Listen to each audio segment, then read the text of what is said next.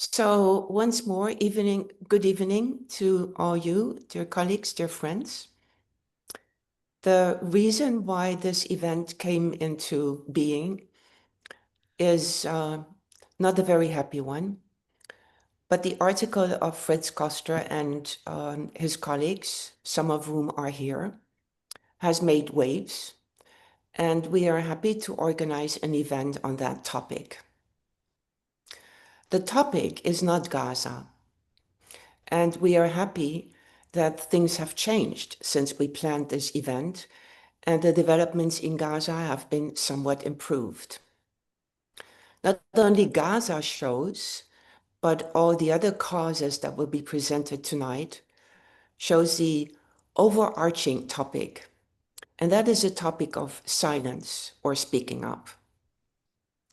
When are we going to be courageous to speak up? And when do we have to bring wisdom and not speak up? Or as Nava Levit Binun recently said, the situations are most of the time very complex, and we are not very good at understanding complexity.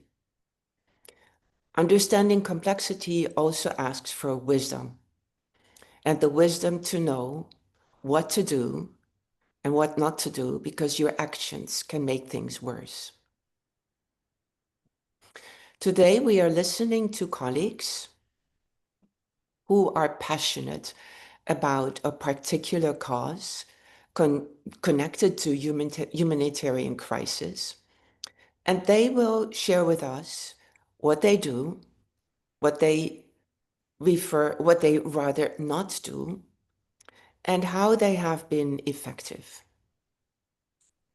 And what we are doing is we are listening, we are sharing our experience, and then go from there and be inspired to involve ourselves in relevant, worthy causes.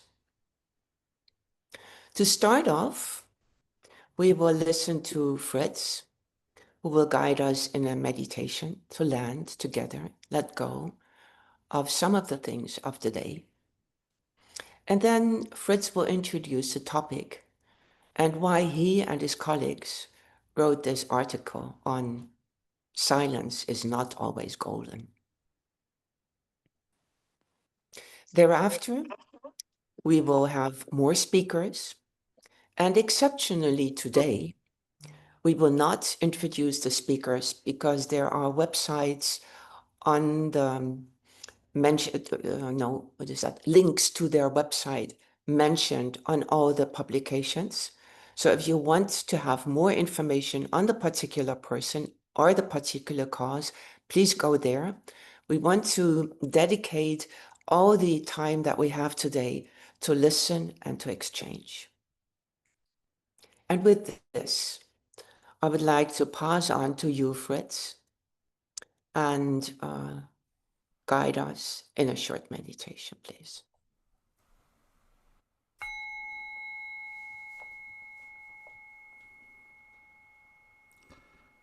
A warm welcome, and you may make yourself comfortable. If you wish, you may close your eyes, or you can keep them in a soft, relaxed gaze.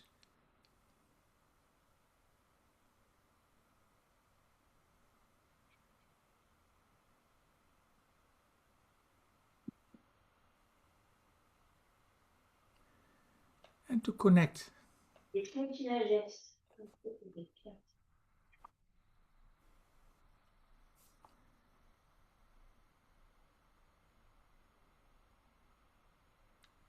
with the body as it's sitting now.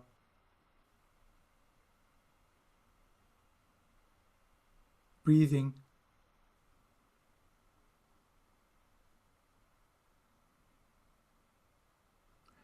When you feel tension of a busy day or a hectic day, or you may invite the breathing to deepen a little bit. For a short time, deepen the in-breath, but also the out-breath. And maybe still allow for some softening here or there, breathing out.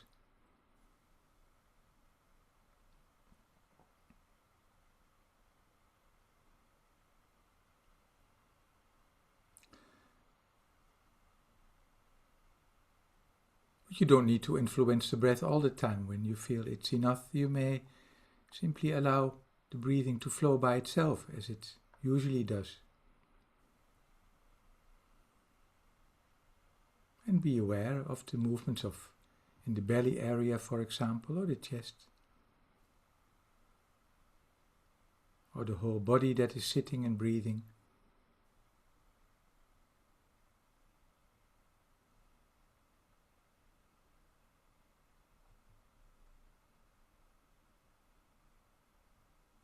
You may also notice the mood that is with you at this moment. And however you feel, it may be included in the practice. By acknowledging that there can be fatigue or tension or joy or whatever mood there can be.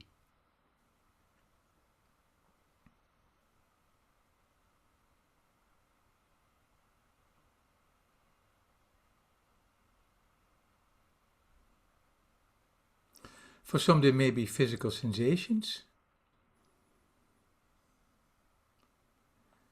Well, there's always this free choice either to patiently acknowledge discomfort, and for some, sometimes moving with mindfulness can be really helpful.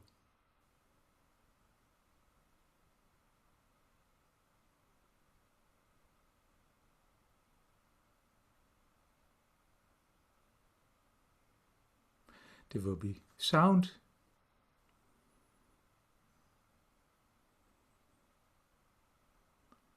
Maybe from outside where you live, or from in the house or apartment or room where you are. For some, maybe the device that can be heard from time to time, the voice that's speaking, or sounds within the body, or then being aware of hearing or listening.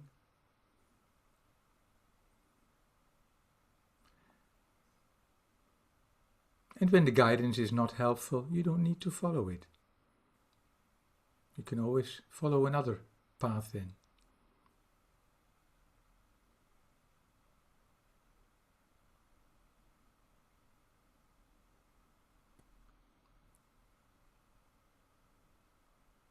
Surely there will also be thoughts, as happens every day in our life, thousands of times.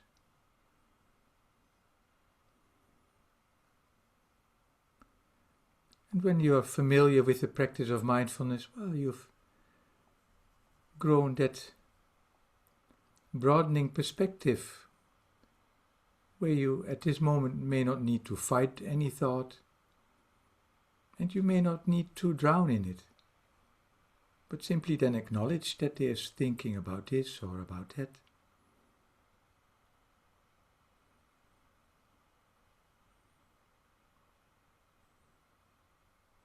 Being aware of thinking as a little human process.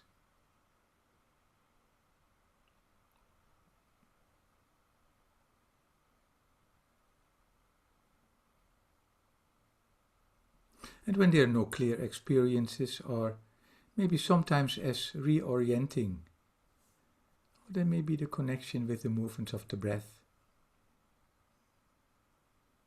or the sitting, breathing body.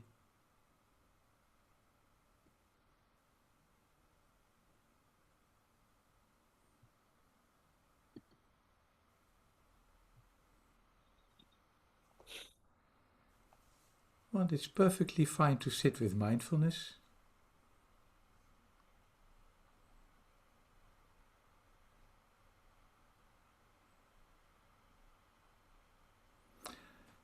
You may also still wish to nurture the quality of kindness more specifically.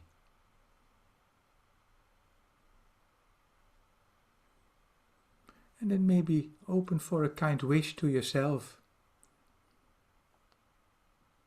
Living in a complex world with a vulnerable body, with an imperfect set of brains. It's not always easy to be a human being, so there may be some kindness to yourself.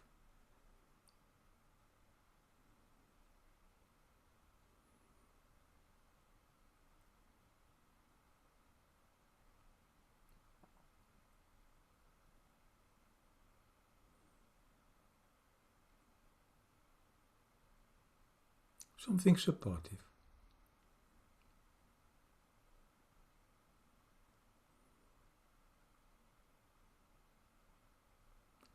And you may also open for a kind wish for one or a few dear ones in your life.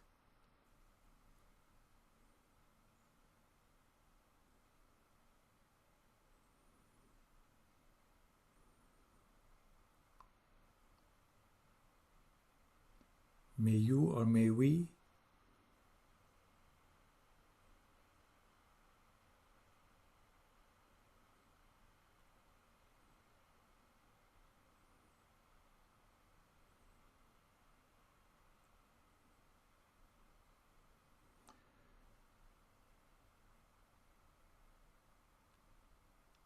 you may also still wish to have a kind wish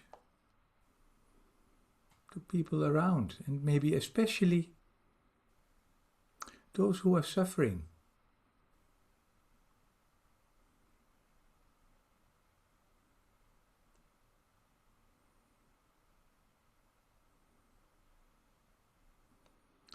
The Palestinian people.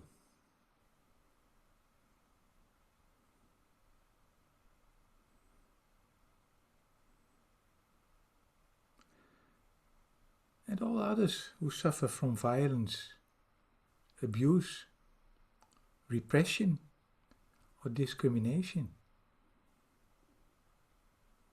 in large or in small.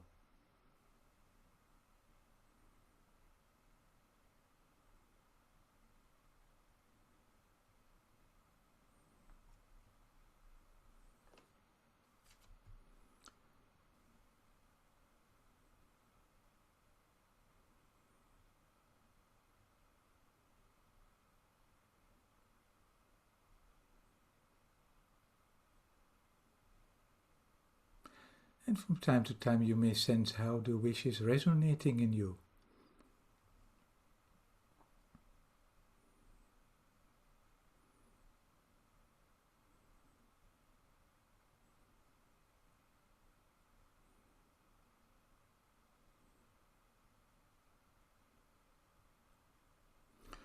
Ending with a wish inspired by the Persian poet Rumi.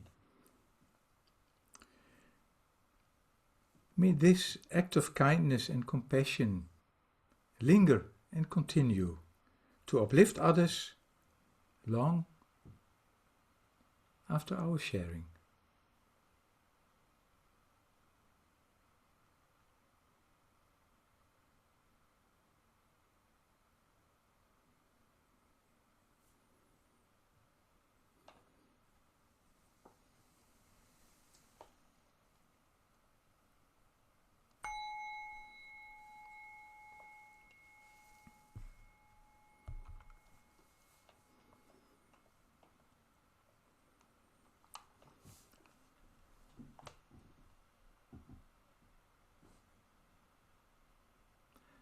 Thank you very much. When you came in later, a warm welcome on behalf of Eyamba. Katarina has already introduced the evening. And I was invited to share as a first one, so that's why I'm talking now. And I must say that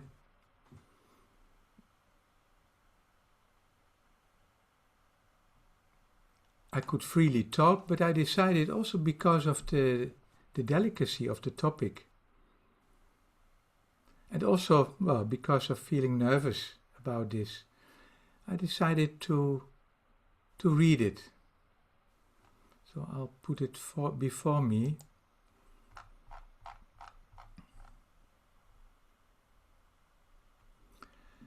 And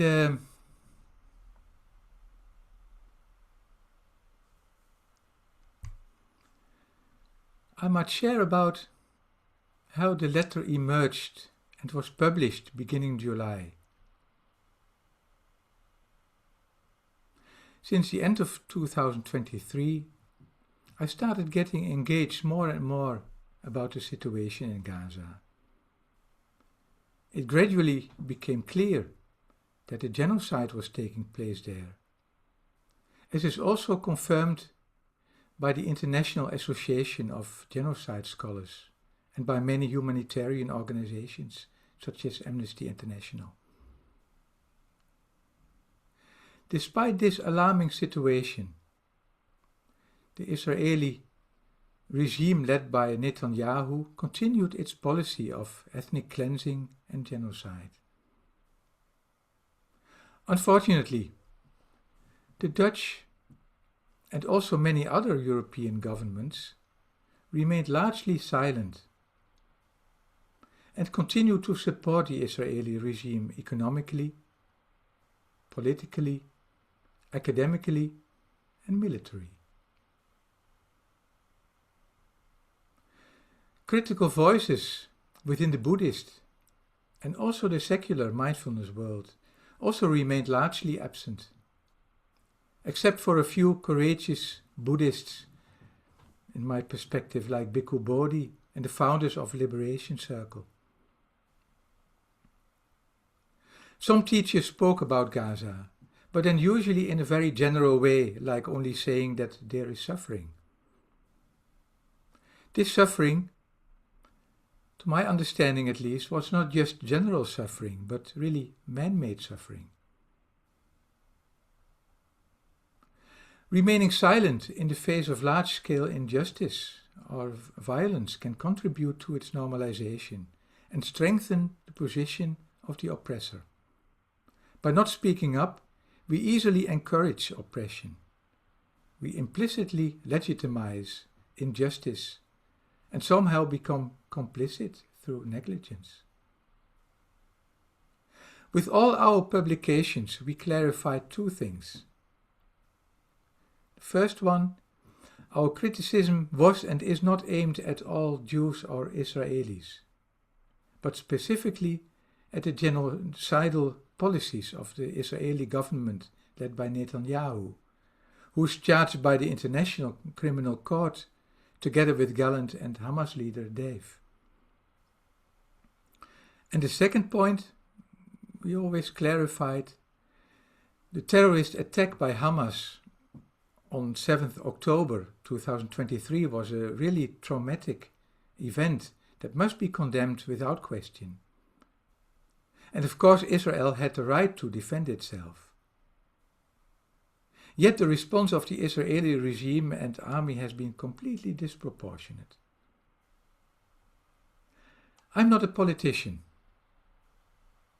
but as a meditator, I do not only practice mindfulness, but I'm also inspired by what in Buddhism are called the 4 heavenly abodes and the 10 perfections.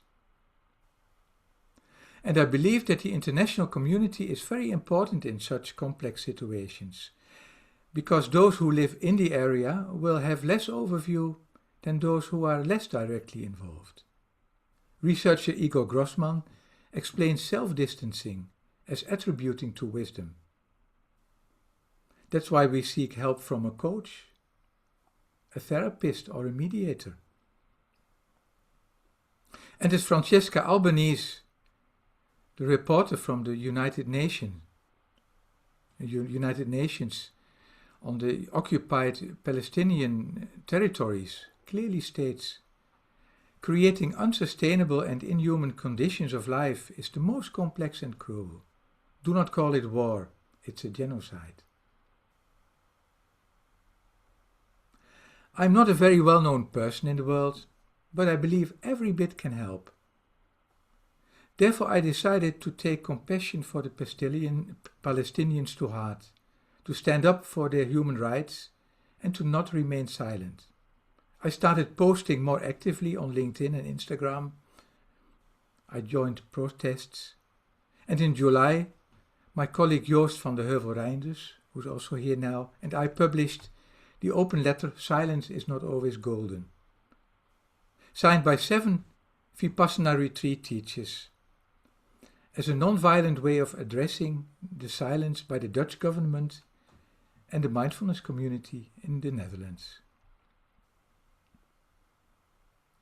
In our open letter, we've also described different causes of the silence and ways in which we can practice compassion in action, in large and in small, in general and in meditation. You can find the article in the invitation text by Eyamba or on my personal website. Of course, not everybody was and will be pleased with our open letter, but the response was overwhelmingly positive. Many mentioned that the article inspired and invited to open self-reflection. Therefore, we asked good friends to translate it into English and German, and we were very moved that Eyamba took it to heart and has now organized this valuable event. Unfortunately, it's still very unclear how much freedom and right to self-determination there will be for the Palestinian people in Gaza, who have suffered so much from decades of repression and a genocide. Also, the situation on the West Bank and for all the Palestinians taken hostage by Israel remains very unclear and troublesome. And the ceasefire may be there now, but the suffering is not ended. Therefore, I'm very glad that Dr. Rula will also share her experience tonight, and that together we can pay attention to what we, mindfulness practitioners, teachers, and communities, can do in the face of urgent and existential threats and crises in the world. And how the practice of mindfulness, compassion, courage, and wisdom may support us, not only relating to the humanitarian disaster in Gaza, but also to other hotspots of violence and suffering in the world. Thank you for listening. And I wish us all a fruitful meeting, a connecting meeting. Thank you, Fritz. Lovely to hear you. We have received a message from Anmit Bernstein, who would be the next person to speak. And he asked me to read this message to you because he needs to attend to something else and he can't be here with us. So I will read the message to you.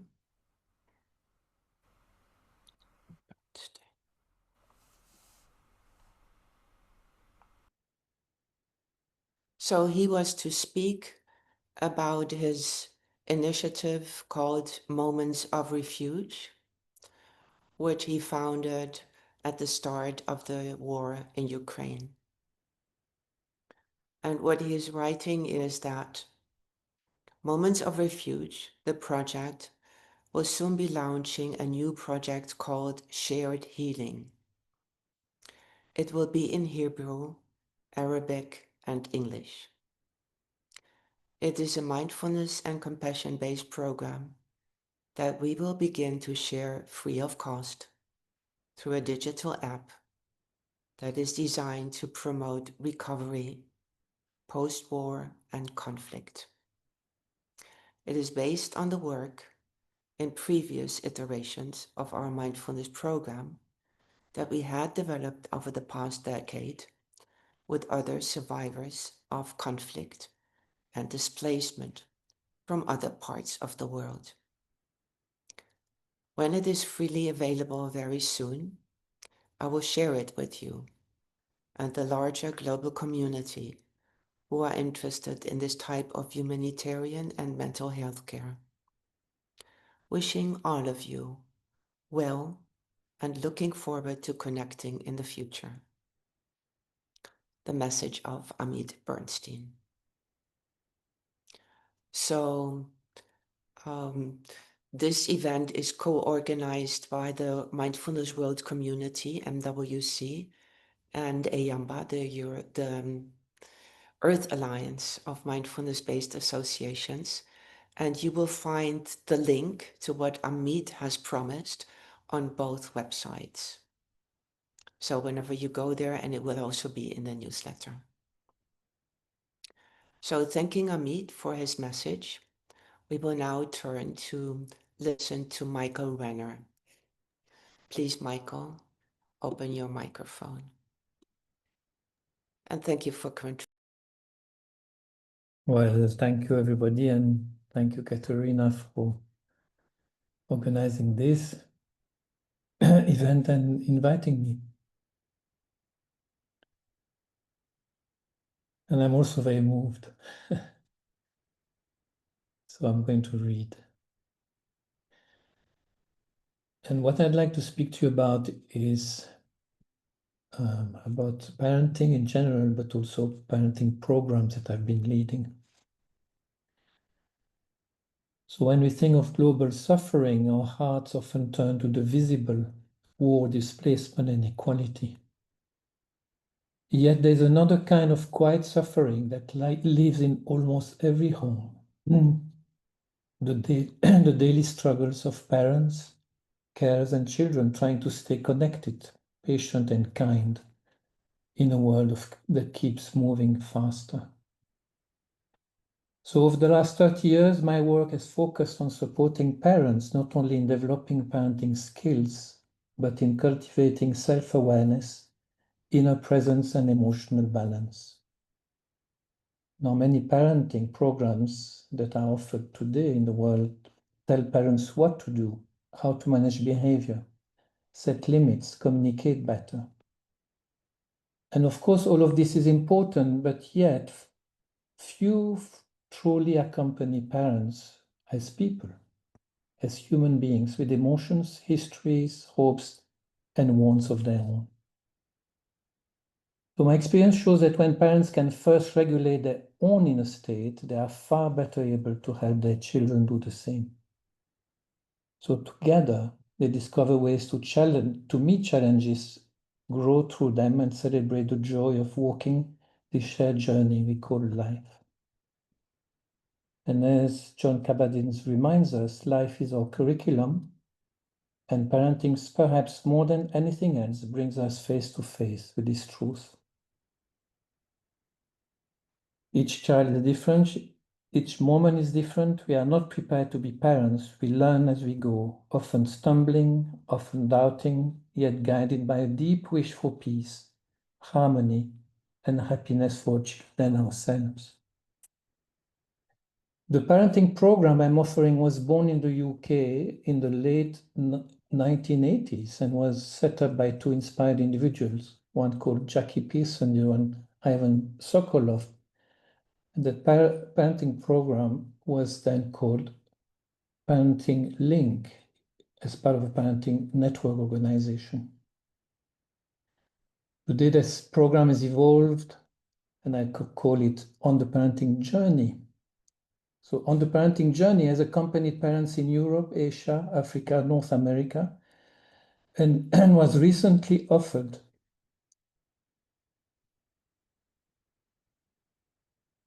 to Ukrainian parents living amid the realities of war.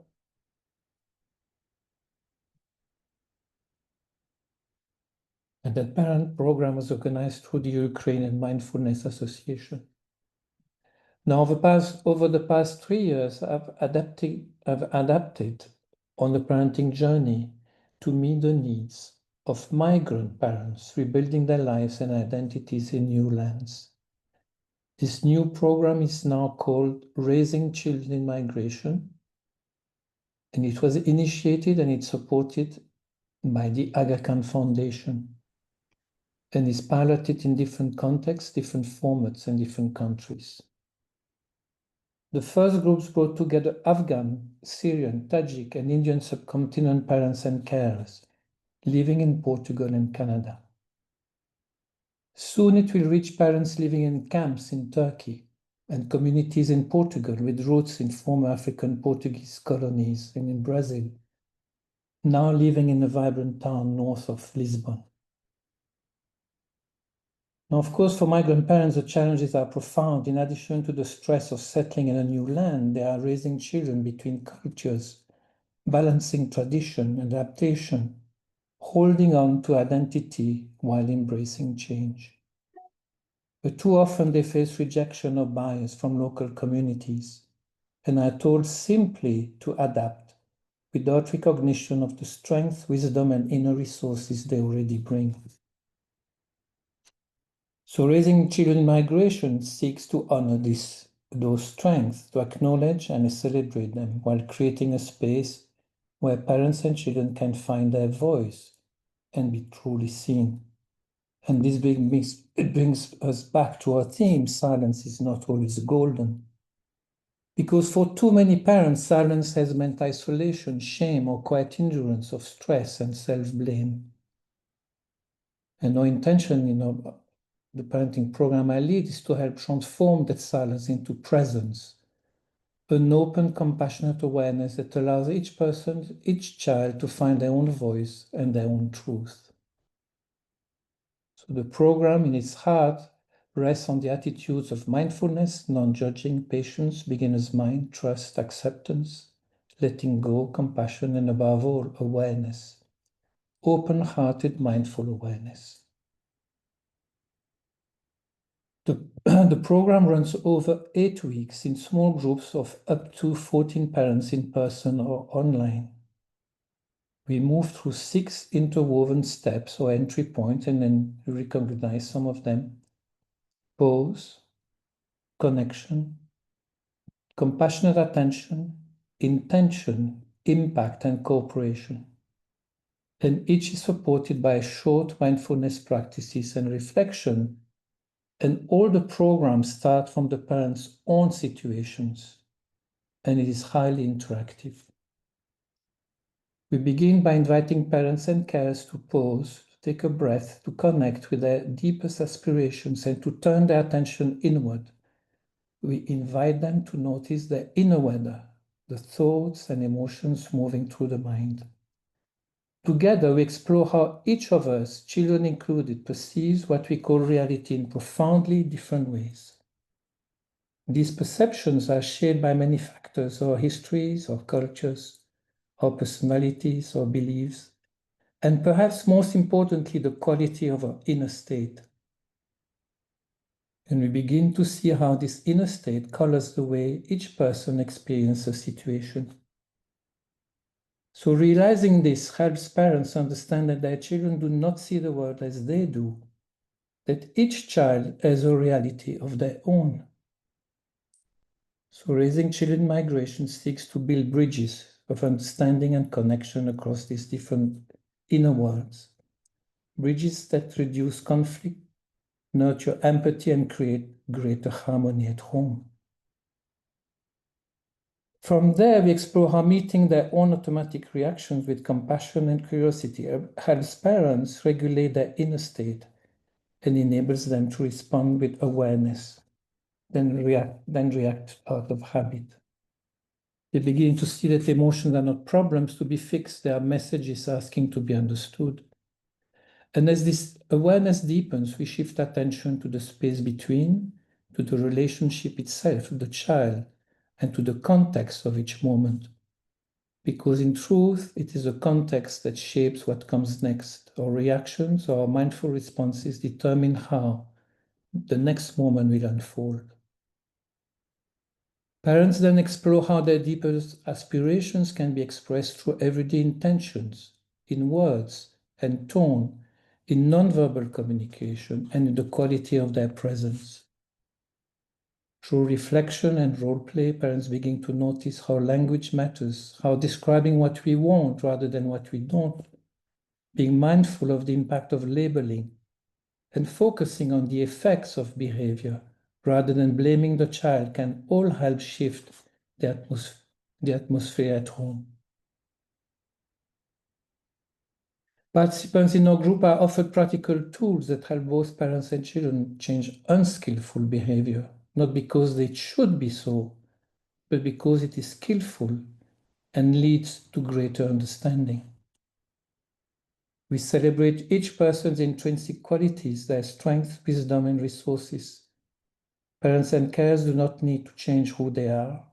Rather, they learn that they have more options available to them, beginning from their own inner resources.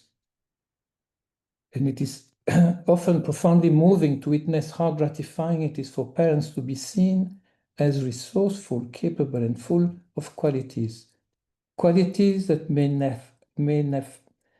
never have been acknowledged in their lives before.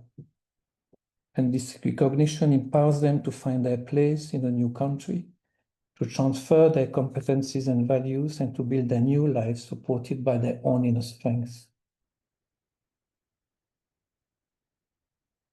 So we invite parents to look beyond behavior, to remember that the child is not a behavior, but a human being with their own unique qualities, wholeness, and beauty. And the real question is not what is wrong with the child, what is the child needing, what are we needing too? And perhaps most importantly, it is about recognizing the true nature of each child and of each parent. And from this place, true sovereignty, the freedom to be fully oneself while honoring the other, can emerge. Parents discover that difference does not have to mean disconnection. It can become a source of learning, empathy, and deeper connection. We have developed guided meditations, daily practice handouts, stories, podcasts to accompany the journey. And we've begun training facilitators in several countries. While formal research is yet to come, the testimonials we receive are deeply moving. Whether it is a mother in Ukraine finding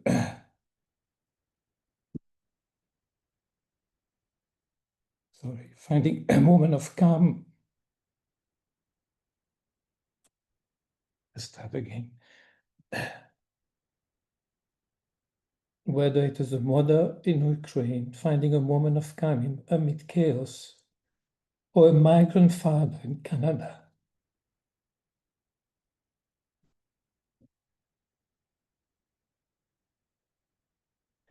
learning to speak gently to his teenage daughter in a new language, the impact is profound. So in the end, what we are cultivating is simple but not easy. Awareness, compassion, and the celebration of our true nature, and the freedom to choose. So as Fritz reminds us, anything done non-violently and with a beneficial intention, no matter how small, can help to reduce violence and alleviate suffering. So let us remember, silence is not always golden. But when silence becomes awareness, when it becomes the ground for compassion and wise action, it can indeed become gold. Thank you.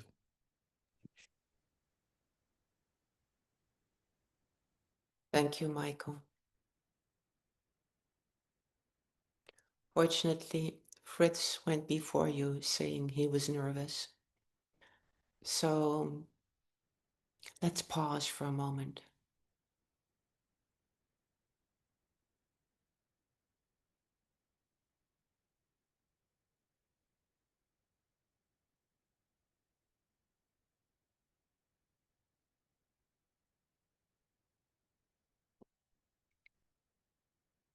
Thank you. Andy, would you be ready to speak up? Thank you for being here.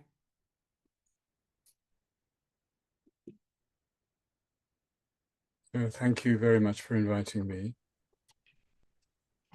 I'm going to talk about inner and outer activism. First, I'd like to just acknowledge the beautiful energy of this gathering. It's so gentle, peaceful.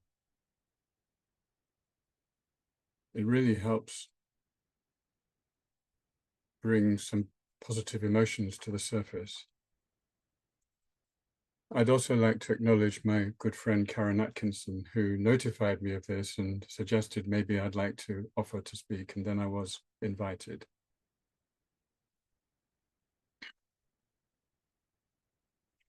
Briefly about myself, I've been studying, practicing, and teaching Tibetan Buddhist tradition, particularly in an organization called FPMT, for 45 years. And before that, I was a political activist on the streets, sometimes fighting and so forth, but I got disillusioned with that and sort of withdrew, but always kept awareness of the wider social situation in mind. And then in 2006, became aware of the climate crisis and realized that if I aspire to relieve the suffering of all beings, I shouldn't turn my back on this, because it's full of suffering and present and future. But it wasn't until 2019 that I actually became active again. And that was the birth of Extinction Rebellion. And in November of that year, I discovered Extinction Rebellion Buddhists, which was already active in the UK, doing meditative actions on the streets, where we meditate on the streets while one or two people give out leaflets and talk to passers-by. I'll show you a couple of photos later, but that's really what I'm here to talk about. And I'm calling it inner and outer activism. And what's interesting is that it does involve silence, but in quite an impactful way, as a form of protest, actually. And let me just talk a bit about this dialectic, if you like, between inner activism and outer activism that is captured in the kind of things we do.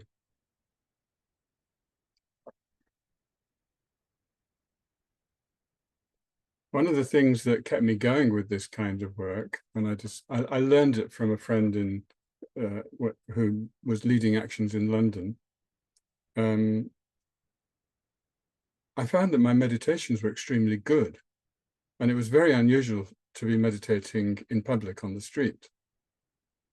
Basically, we meditate with neck placards, which show what the purpose of our protest is, so that passers-by can see that. And what the meditation we do is up to the individual. So it started out for me with Extinction Rebellion Buddhists, but then when I organized one locally to where I live in Southwest England, out of half a dozen people participating, I was the only Buddhist. So I thought, well, that's not a very good name. It's not a very inclusive name. So we took a name that already existed with a group in Cambridge called Silent Rebellion. Now, I noticed that some of you are from the Netherlands, and recently I was in Amsterdam at the Maitreya Institute in Amsterdam, and there were a number of people there, and I talked about this, what I'm talking about now, and I was told that there are a number of silent rebellion groups in the Netherlands. And then since then, I also went to Paris for, again, for something else, and I heard that there's something going on there too. So it's not confined just to the UK, which is what I thought it was before. So the inner activism is very much to do with the stillness which is created by the meditation of those who are sitting. It's really in contrast to the normal kind of protests where people are shouting and banging drums and waving banners and engage in a lot of kind of frenetic action. It's the opposite. In fact, when passers-by see us, they often stop, thinking, what's going on here? It kind of causes a kind of surprise. And there's a very strong impact from the fact that these people here are sitting totally still, often in a very busy situation. Lots of traffic and passers-by and so forth. So it's in contrast to the business as usual that's going on around us.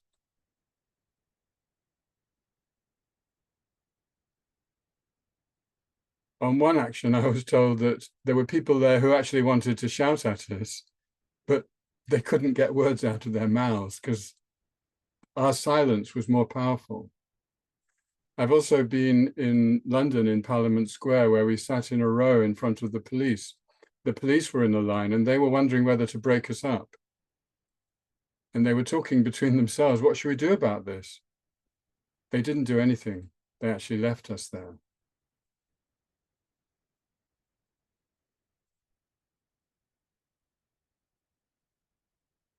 So there is an impact on passers-by, but I also think that there is another deeper level of impact, because when we're meditating in a context, in a social context, and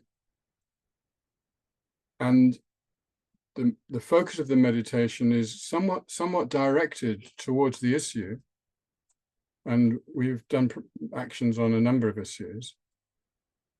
I do believe that we are also creating an energy, like let's call it a vibration, which actually contributes towards transformation externally. And I think that everybody here is probably aware of the power of the mind, because that's your business. And the mind is actually more powerful than the physical situation. It's through the mind that transformation happens. And I have a conviction, you might think I'm imagining, that our actions can actually have a very deep effect. I'm just going to show you a couple of photographs.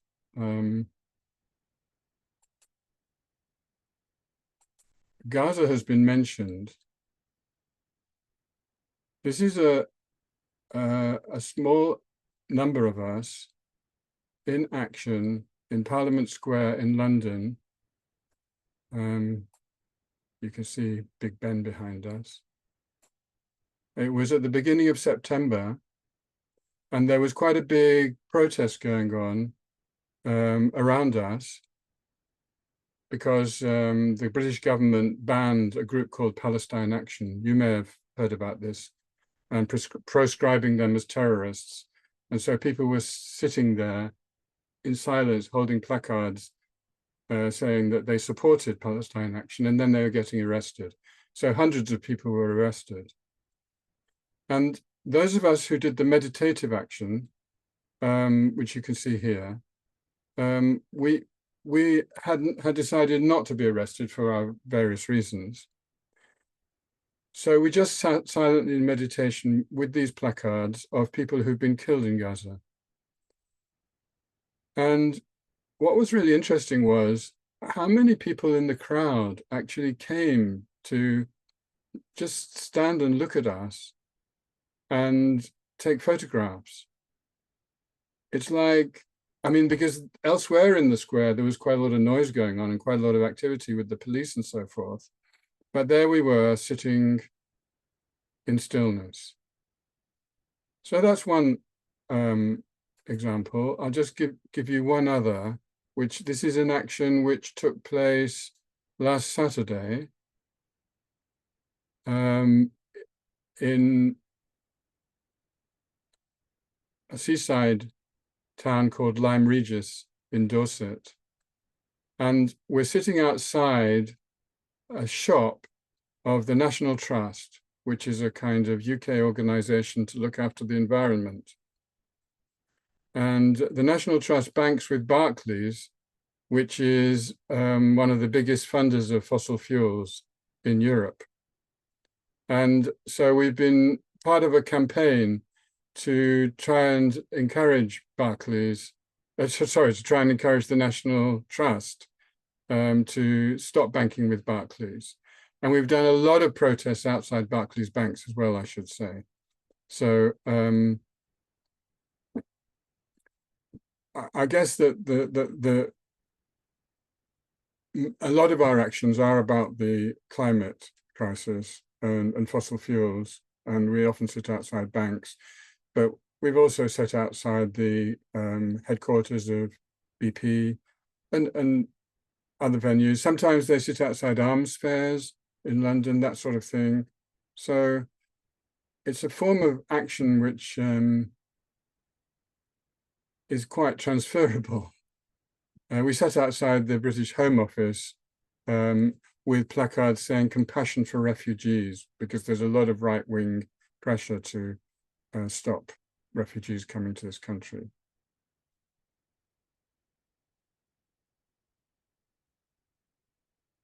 I think that's probably all I have to say, actually. Thank you for listening, and look forward to the next. Thanks, Andy. We might have some time to react to each other later. What you said just brought up my memory of a story that happened in South Africa when Gandhi was protesting, and the police came with horses, and the horses were refusing to go into the crowd. So they were lifting their forelegs and going backward. So it's amazing. You talk about the energy that you felt and that is created by you in meditating groups. So even that was sensed. Thank you for your contribution, and happy you did come.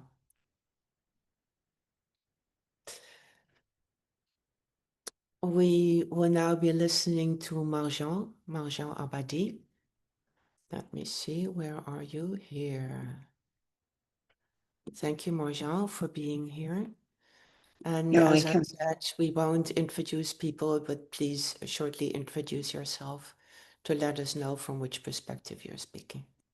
The floor is yours. Yes, thank you so much for the invitation, and also for this kind moment to share things which are not easy. For those who don't know me, I come from Iran, a country whose wealth and the potential were once used with great care and to rebuild and educate and to create better future before 79. And then after the 79, almost all our resources and wealth was West, feeding wars, repressions, and serving a dead love ideology. I don't know how to name it in the other way. And I have to say you that recently I had to share a room. I have been to a retreat, and I had to share a room with a woman who was a defender of the Islamic Republic. You could imagine how difficult it would be for me. That was not the first time. I face people who don't know the Islamic Republic, but who love it, who haven't been there, but they have this feeling that because they are talking about people who have, who are weak, and they help them, so they are good. This is outside. This is the fashionable part.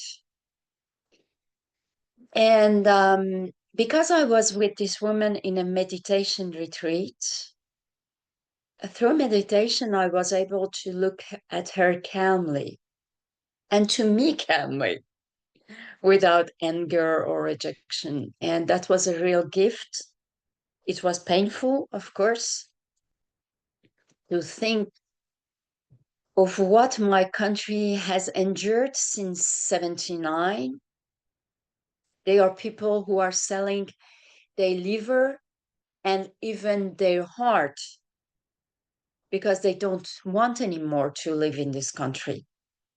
They are 1/3 of the people who are below of the level of the poverty in one of the most rich country in the world, because we have, for 1% of the global population of the world, we have 10% of the resources. So this experience, I want just to share you what I witnesses in from my 8 years old till now regarding the Islamic revolution, because for me it's the propaganda is designed to control through emotions. And during the 79, I have seen around me people who stopped seeking truth and they started to believe. And ideology replaced reasoning. They haven't been any more able to be rooted on the truth. I will give you several examples of that. The system of revolutionary speech created emotional loops: fear, sacrifice, purity, fed with false information until facts are no longer mattered. For example, the revolutionary leaders spread the claim that 60,000 people had been killed by Shah regime. And now, after almost 50 years, there are many, many researchers, and the true number is much near to between 300 and 600. I don't say that these are not bad people and things are good, but I think it's also important to understand that in the 70s, we had many, many, many terrorist groups in Iran coming from our good friends, Russia, trained by them and also trained by Palestinians. Many of them have been trained by liberation of Palestinian groups because they have been sharing the same resources coming from Libya, and also with Russian were very involved to that to create another traps for Americans. So this is not the topic, so I will not enter that. But that was not a moment of calm nowhere in the world. If you remember, in Europe, that was also many terrorist groups, Germany, France, Italy. So this total fabrication, yet one that shaped the emotions, the rage, and the moral justification for a whole generation. No one has been taking time to verify things. Even many Western intellectuals such as Sartre and Foucault supported Khomeini. They have been talking about him and telling that he was another Gandhi. I think that was very romantic to support him.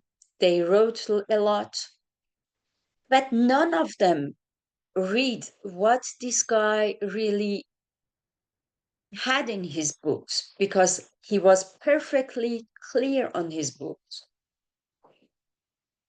Islam must dominate the world and no one outside it should be accepted. He was clear, that was crystal clear, and not only foreign people, but even Persian speakers who could access this book doesn't read them. And these thinkers, fascinated by the romantic idea of revolution against imperialism, again, I don't say that there is no imperialism and things like that. I want to make it clear. But these guys ignored the fact, didn't go and check, creating a loop of blind validations. Another example is during the 50s, Khomeini had already shown strong opposition to women's rights because we have been one of the first country giving women's votes. We had up to 10% of the assembly was women before the revolution, and yet during the revolution, this guy promised that he would never be, the veil will never be mandatory. And he justified this by tariya, which means that this is a religious lie. You can do that when you believe. And yet he wrote that on his book, that this is authorized. Marjan, allow me Yes. to, it's not very polite to interrupt you, but Yes. I want, I know this is very emotional. All our testimonies are very emotional. Mm-hmm. Yet, as a mindfulness teacher who you are, Mm-hmm. may I invite you to get to, because you just touched on women's rights, and you especially engage to support women in this. So maybe you can go into that with a bit I'm more coming detail. to this topic. Sorry Okay. to interrupt Then you. sorry to interrupt you, but you will forgive me, Sorry. Marjan. Yes, Thank sure. you. The point is that with this background and a woman, a scholar, educated in London and Paris, professor at the university, specialized on history, she supported him and she allows people she goes and she deliver a message that stop women to protest when Khomeini make the veil compulsory, obligatory. This is what I called that she was trapped in by his ideology. She was a Marxist-Leninist and she have done that to women. So what I learned from this tragedy and of manipulation, these are examples, true examples, and I can send you documents about that, of this manipulation and trap, is that when you lose your ability to think freely, you became a tool. And I think that if we go back to our practice, we have everything. And I deeply believe in the power of mindfulness, because mindfulness teaches us to pause before reaching, to see behind our emotional conditioning. Who is telling me that? Why? Did I have any information about that? If we don't pause, we are going to these loops. They are very, very, very powerful to create this. And when we practice mindfulness, we learn not only to see what happens, but how our mind interprets what happens. And in that awareness lie true freedom. And with this freedom, only with this freedom of manipulation and fear and ideology, we can act. People, they are talking about things they have never seen, they have never been there, with resources they have not verified. I hear that every day about conflict in the world. Back to Rumi, somebody talk about him. He says once, ما درون را بنگریم و حال را نی برون را بنگریم و قال را. Looking within to see the truth, not outside, where only illusion dwell. And if I can leave you with 3 simple pieces on how meditation helped me to see clearly on me, is pausing before reacting. Observe my emotions being trapped by my feeling of willing help the one who seems weak. And we have seen people who were very weak in Gaza. Sorry to talk about maybe what I don't know because I haven't been there, but what I saw, that was the movie of them executing in public.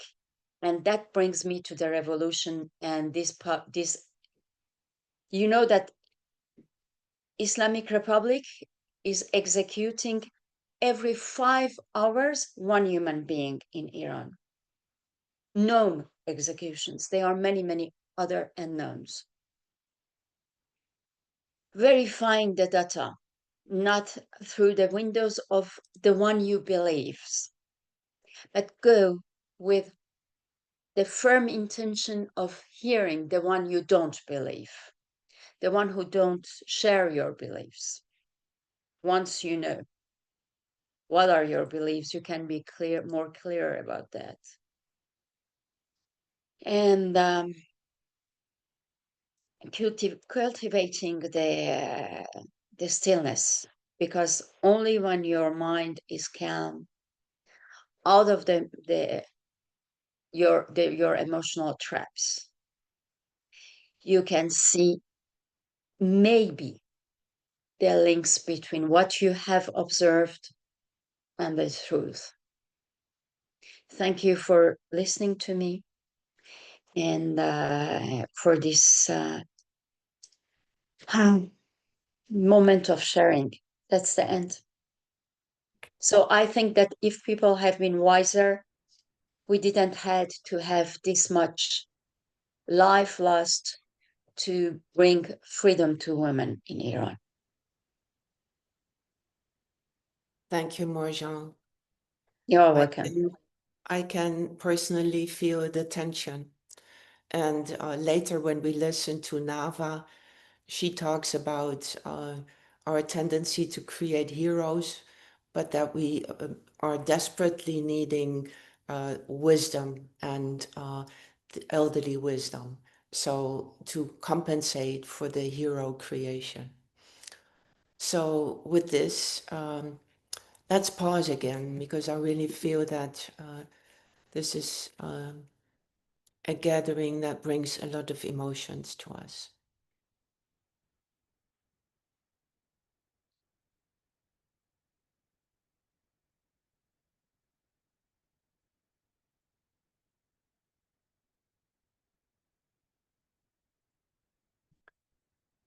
Thank you. I am looking for Judita. Let me see whether I can find you, because she might not be here now. So Judita Ben David is not yet here. And given the situations in which Amit and Judita and Nava are living, it might well be that she was unable to come. And in that case, we will now be listening to Simon Weitzman, and I know you are here. Let me see whether I can find. Yes, I know, I greeted you, but now I have to find you to pin you.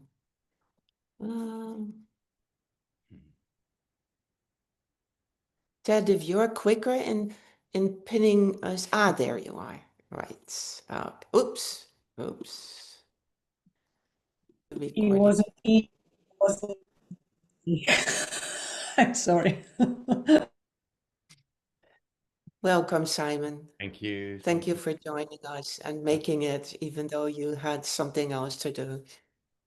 Yeah, had my day job, so I'm sorry I missed the opening. I got here just after 6:30 South African time, and yeah, really grateful to be here and really appreciating the input and the quality of presence that's here.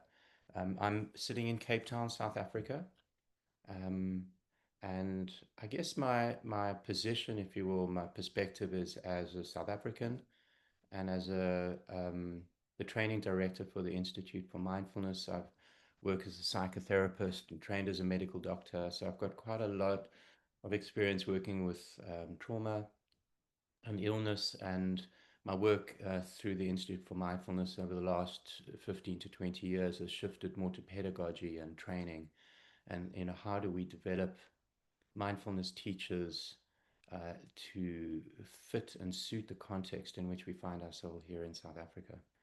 So it's a little bit of the background of where I'm coming from. And Marjan, I'm actually really glad that I'm speaking after you, and I really felt you.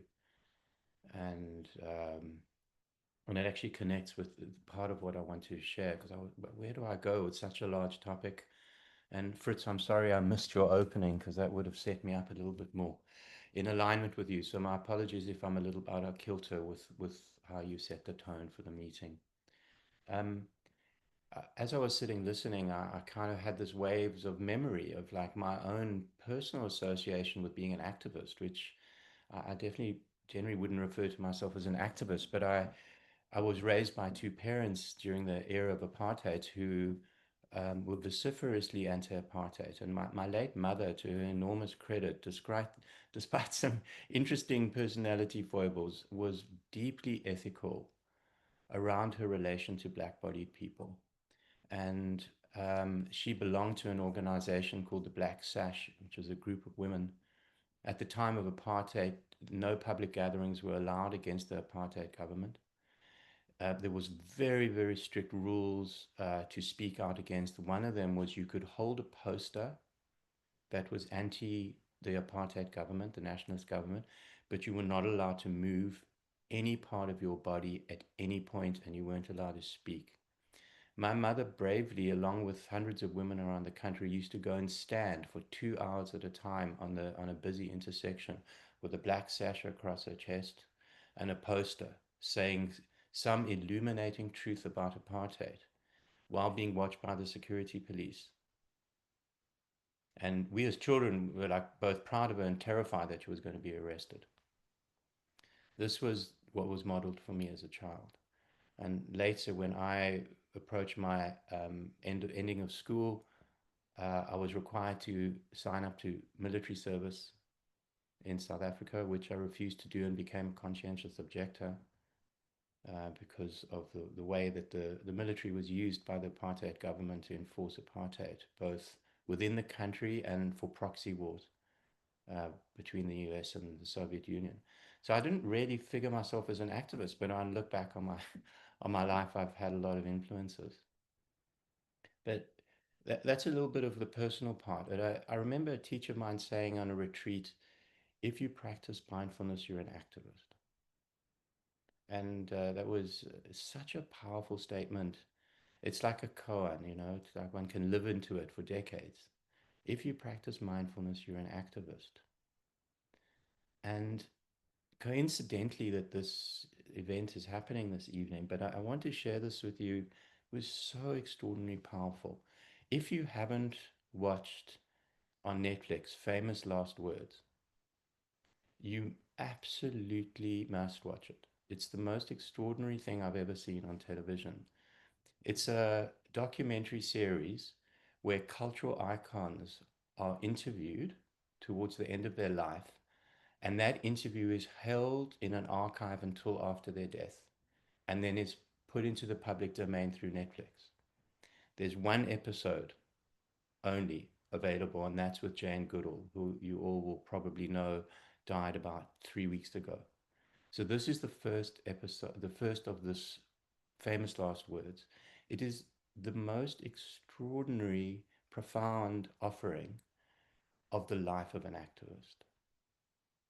Her mission of service and of bringing awareness to our relationship with nature it's really, I can't emphasize enough the value of listening to this woman speak with such depth and humility.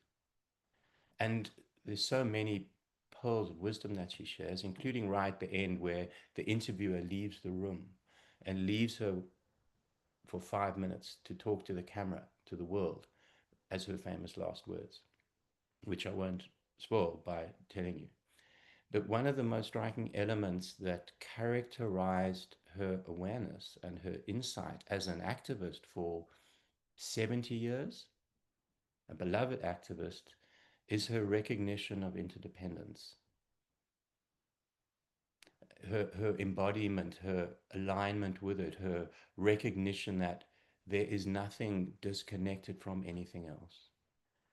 At its essence, in its essence, we are part of an interdependent world and an interdependent universe. And it was so powerfully in alignment with the spiritual path and with Dharma when we think of the nature of awareness itself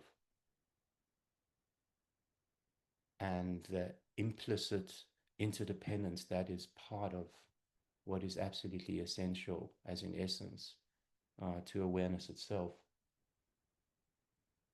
So I've given a lot of thought to this over many years, both as a teacher, a trainer, a therapist, and somebody growing up in an environment historically that is fraught with trauma and indifference and despair and human degradation and dismissiveness.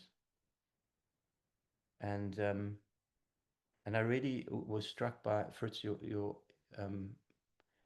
phrase, silence is not always golden. I also found that Parker Palmer had spoken about this many years ago as well.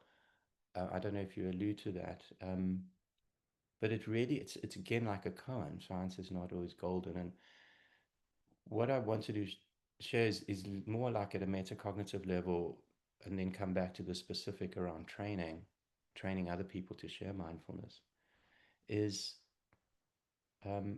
firstly that our relationship and sense of silence is informed by the stages of consciousness, or our stage of consciousness. And I'm using stage of consciousness as Ken Wilber used it in his integral map, that we all have the capacity to go through vertical development through stages of consciousness from infancy to Buddhahood. And so our experience and our felt sense of silence is going to be powerfully and significantly informed by the quality and nature and degree of our unconsciousness, our personal, if you will, consciousness awareness. And of course, depending on our sense of silence, will inform the quality and nature of the action that arises from that silence. Yeah. And I think that well, I was so struck by what you're saying, Marjan, because you reflect both the feeling of it and the historical truth of when activism, if you will, when action arises out of contracted awareness, where there's very little, if any, alignment or coherence or identification with the silence, the action is often comes out of, the three poisons: hatred, greed, and delusion. And so the action in the world can look very, very different depending on our relationship with silence. We can have the Iranian Revolution on the one side, or Stalin, or Lenin. I mean, we can have myriads of examples. We'll just use yours, Marjan. And on the other side, you can have Martin Luther King and Nelson Mandela and Thich Nhat Hanh, who all were activists. And they're no doubt, now we don't know, Mandela's, in fact, they've all written about it. In fact, Thich Nhat Hanh would be the extreme example of somebody who's a bodhisattva and who rests in silence as his true nature. And so the action that he would take would look very different from the Ayatollah based on their relationship with that essence. And so just putting my own hat as somebody who trains people and deeply committed to sharing mindfulness through teaching other people to share mindfulness, or training people to share mindfulness, is to realize the difference between activism and reactivism. And that reactivism, like we all know as mindfulness teachers, is a reflection of reactivity, where there's a contraction and loss of awareness in that moment, writ large as reactivism. And perhaps that's part of our responsibility as mindfulness teachers, and the hope embodied in being mindfulness teachers is that we can, with more and more people, the people we touch, the people we impact, however small, is we can begin to mitigate some of the risk of reaction that arises out of very limited relationship with silence, as in essence, as an awareness. And that we shift the dial wherever we can in our small ways, in our small spheres of influence, from reactivism to activism, to wise action, if you will. That comes from a direct apperception of silence as the essence of awareness and as the essence of mindfulness. Yeah, so that's what I'd like to offer for this evening. Thank you for listening.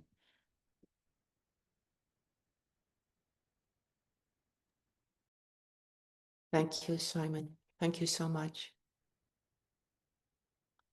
Actually, what you said blends nicely in what I want to share now about the work of Juditha Ben David. Juditha is not here. She's obviously unable to come here.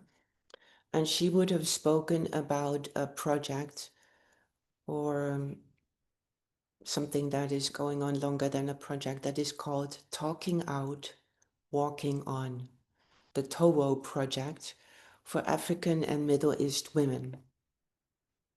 And in short, it is what she calls beautiful women gathered to share our womanhood.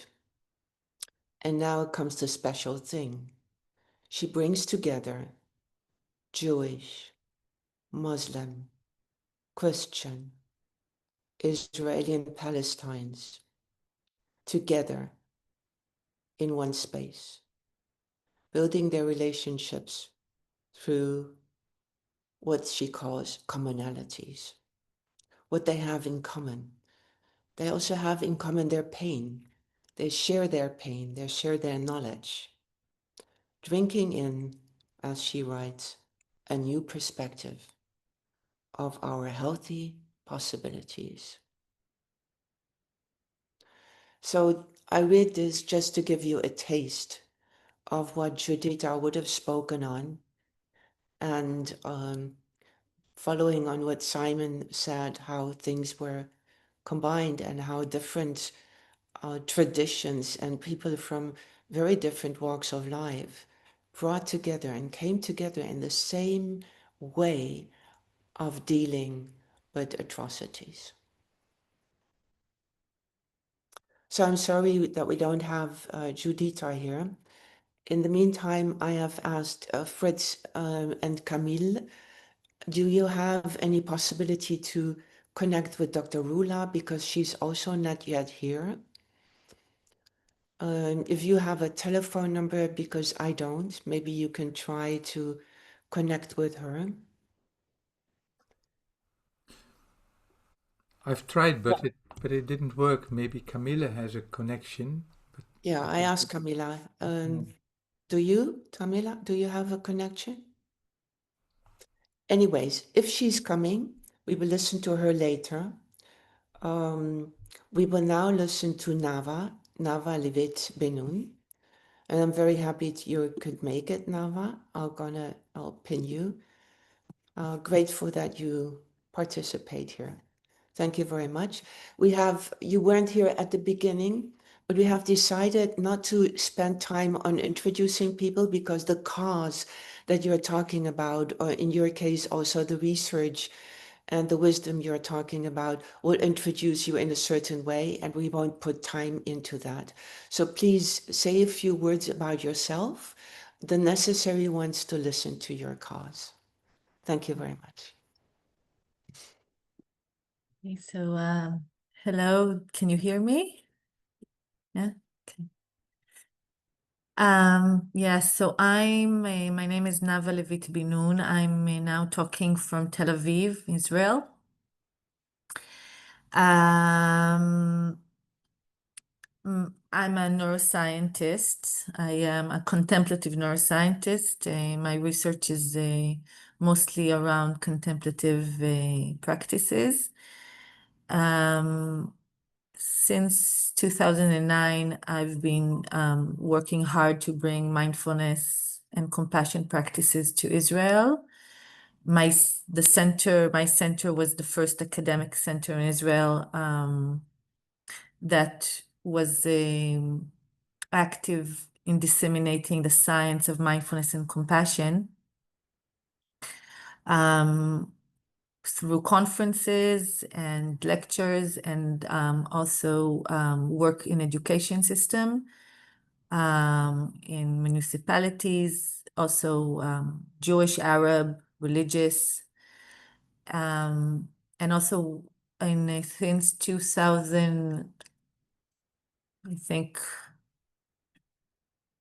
14 or something like that. We've been also we brought MBSR and MBCT to Israel through Bangor University and trained more than 300 people.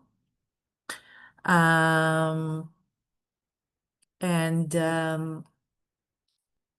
reason it was very important for me to open to do dissemination work and try to bring this to the Israeli society was because already in 2009, I had this realization. My husband has been a peace activist before I met him. And through a discussion with him, I really had this clarity that understanding that we live in an area, the Middle East and Israel, Palestine, that is full of what we call in scientific language, wicked problems. I don't know if you're aware of this term, but it's very helpful to know this term because it talks about very complex problems that usually it's hard to even agree what they are, what's their solution. And when you try to solve them, usually they create more wicked problems. So that's why you feel wickedness, the wickedness. And sometimes you think that the wickedness is in the people, but it's actually in the problem. And I also understood that the trauma, the collective trauma this area is full of, and the emotions here and clinging to identities and views and ideologies and religions is really fueling these wicked problems. And I didn't know, how do we solve them, but understanding that it has to be through cultivating minds that are able to take some distance and be able to see these views in the mind, work with the emotions, work with the identities, and have some flexibility with that. I have to say that I believe I expected that we are sitting on a how do you call it, a explosion potential, but I didn't think it will be so fast. I thought we had 3 generations, and this is why we did a lot of work in education. Since things started to really fuel up in 2022, the end of 2022, when Benjamin Netanyahu's government started the judicial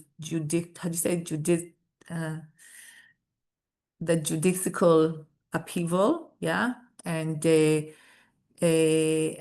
lot of people from the Dharma community became very active in this political crisis. And then October 7th came, and the massacre, and then the war, and then the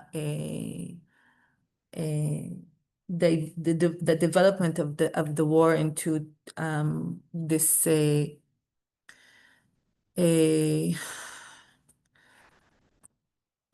very extreme violence that many of us call it genocide. So I want to share, and since June, I've been also active in helping people in Gaza. And actually, I'm after a few very intensive days.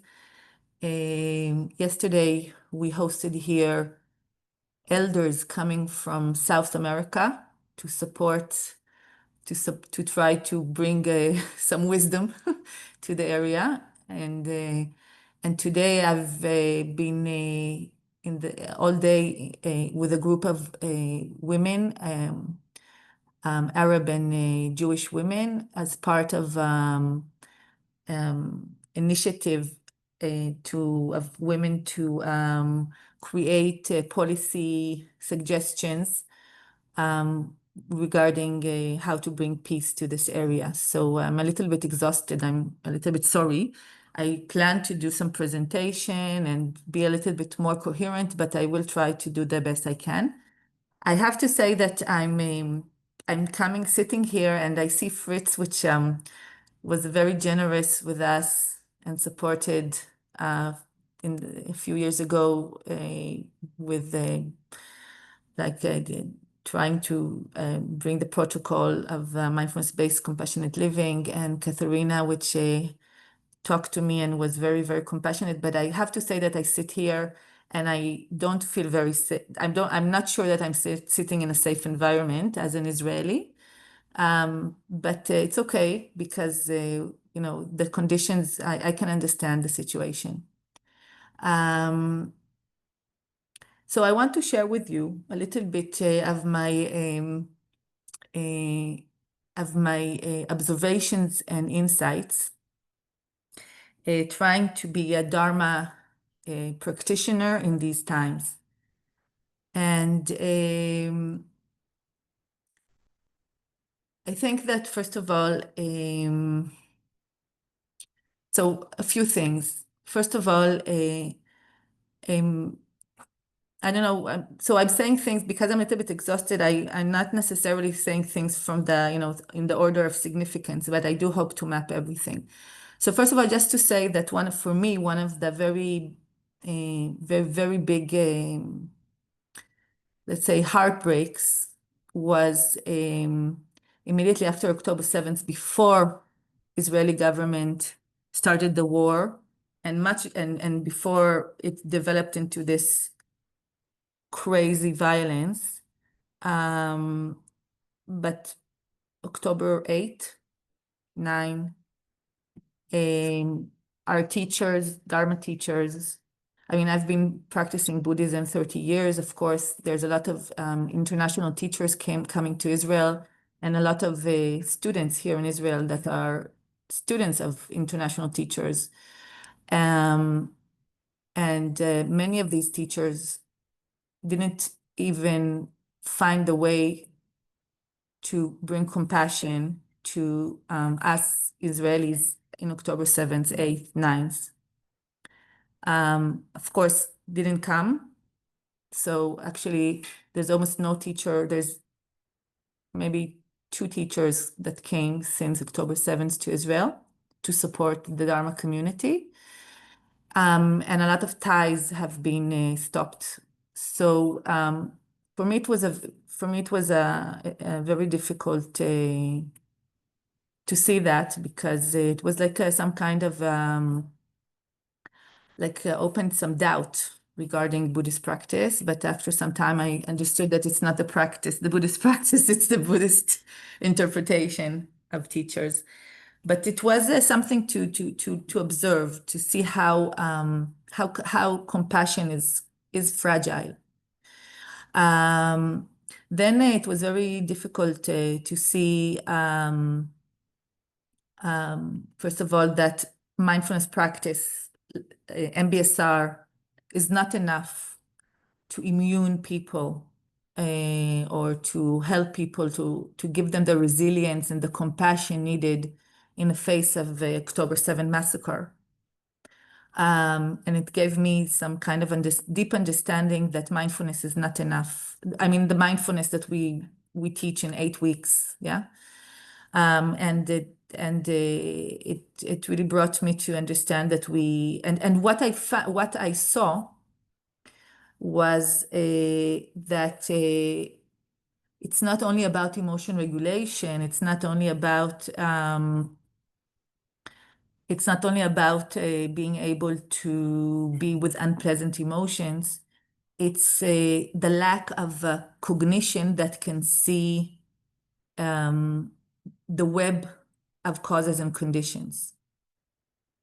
So there is an event, and then how much causes and conditions that build this event are you able to observe and see? And what I found that most people, and also mindfulness practitioners, actually see one circle of events or one level of events, usually a little bit more maybe, but they can't see, the huge context of causes and conditions that leads to results.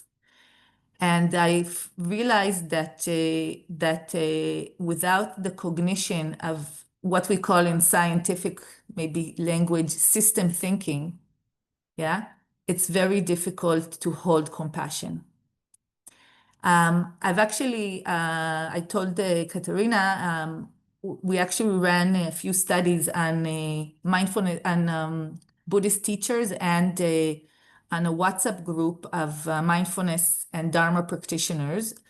The WhatsApp group was opened in the political crisis. So when it was opened, everybody was thinking the same. So it was a homogeneous group. After October 7th, it became a more heterogeneous group because some people saw more the Palestinian pain and some people saw more the Israeli pain. So it was a very interesting group to study and see how the group tries to use Buddhist sila and right speech to try to do sense making. And I'll be happy on one other occasion to show you results, but I can say that one of the themes that came out of these 2 studies was the relationship between the ability to see complexity and the ability to have larger circles of compassion. And this really brought me to realize that in my practice, so I started my practice in Theravada, insight meditation, and of course, Brahma Vihara and the 4 measurables. And later on, I moved into more Mahayana, emptiness. And the last few years, I practice Tibetan Buddhism, which puts, at least the practices I do, puts a lot of emphasis in seeing causes and conditions and seeing emptiness, and being an understanding that there's always a view. You're always in a view. You can't not be in a view, in a perspective, but it's always limited.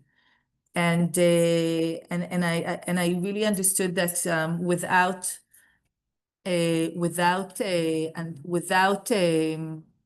cultivating this kind of cognition, it will be very hard to immune population to immune groups and collectives in extreme violent situations like we are experiencing here in Israel.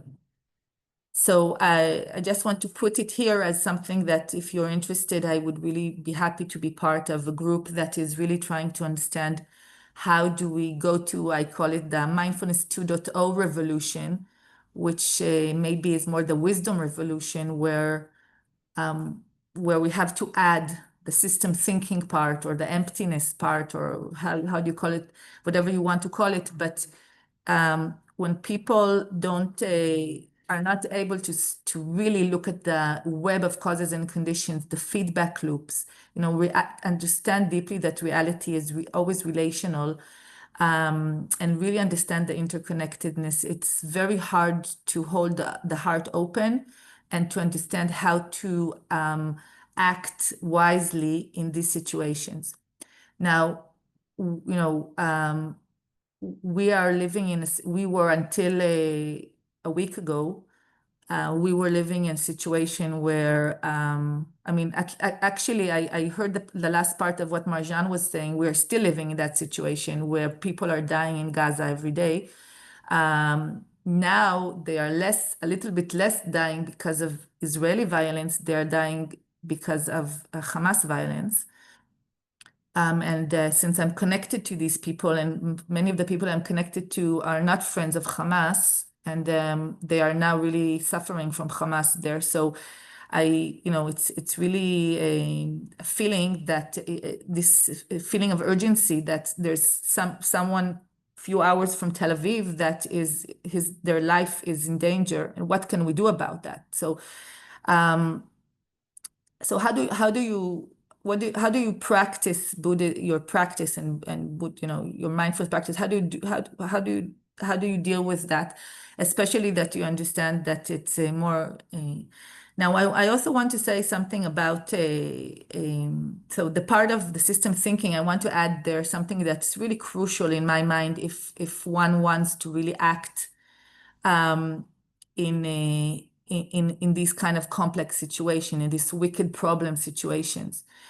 One of the things that we learned before October 7th, but during the political crisis, that sometimes you think you're doing something good, you think you're fighting for good values, but actually, if you're not doing it in a wholesome way, it can actually lead to unwholesome results.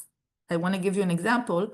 So here in Israel, there was a lot of demonstrations against the Bibi Netanyahu's government before the war. And most of the people were demonstrating were people that have liberal democratic views. These people are also part usually of the more the elite group, right? So in many countries, the people that hold the liberal democratic views are usually part of the more elite group or the middle class, the people that are more stronger. What happened was that, without being sensitive, they didn't understand that these demonstrations were actually pushing people into the arms of Bibi Netanyahu, the people that were part of the weaker groups. For them, the demonstration against Bibi Netanyahu, which he was able to create an image of himself as the savior of the weaker groups. So for them, these demonstrations were interpreted as being against them, as an act of power and demonstrations of resources of the strong groups.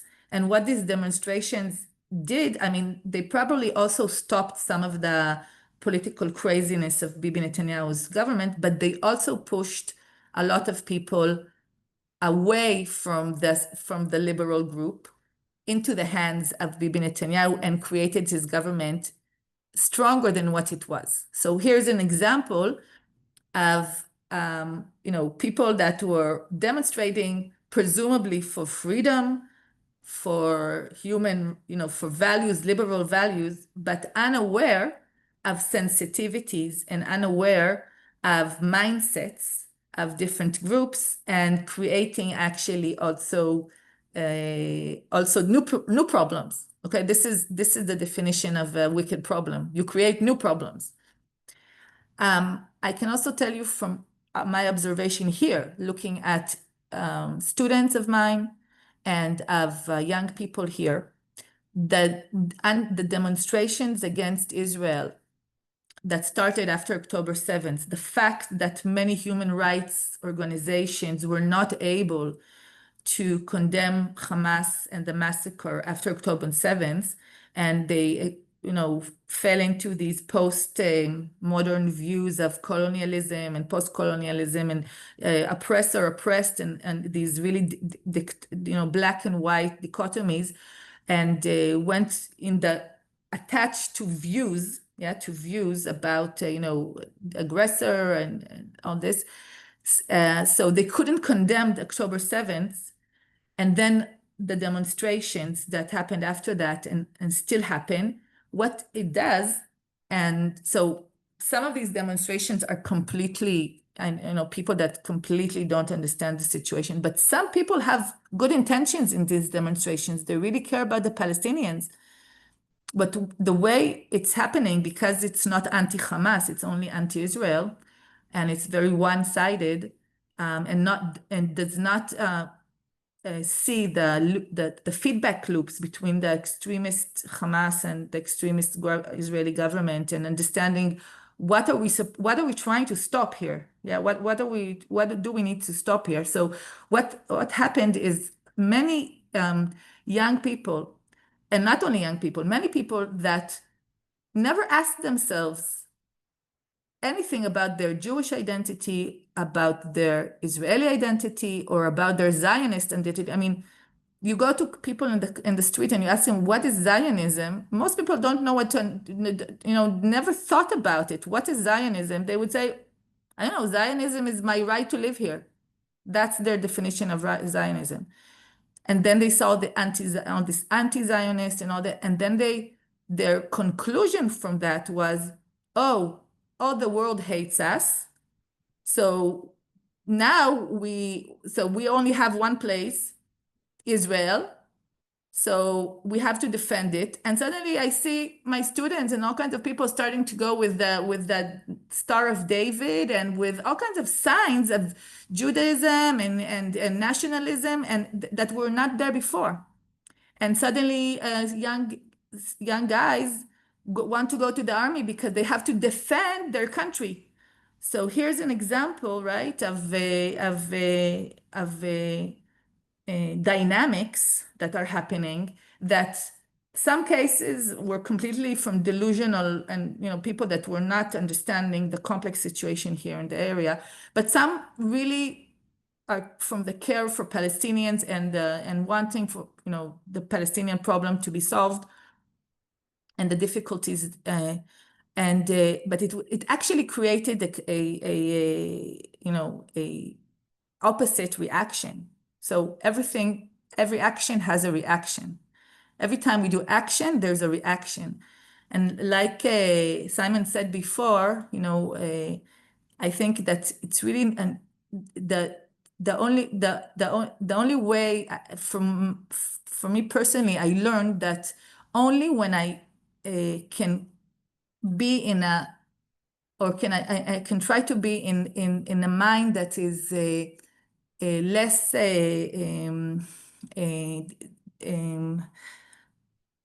divided and I forgot the word. Sorry, my mind is a little bit tired right now. I want to say the word dualistic. I will look for the word dualistic. So if I don't see my dualistic view, then things that come out of my mouth or my interpretation of reality or an interpretation of what to do, it usually creates a clashback, usually creates a reaction from the other side. And it was really, and I really think here in Israel, we're actually it's an opportunity, but very sad opportunity, but to practice our Buddhist practice in its highest form. Because every word you say, every action you do, if it has some kind of dualistic color to it, it always creates some kind of unwholesome things. So I've also learned to see that all the emotions that I see around me, revenge, hatred, all these terrible emotions, actually I have them also, but to different groups. And I started to practice really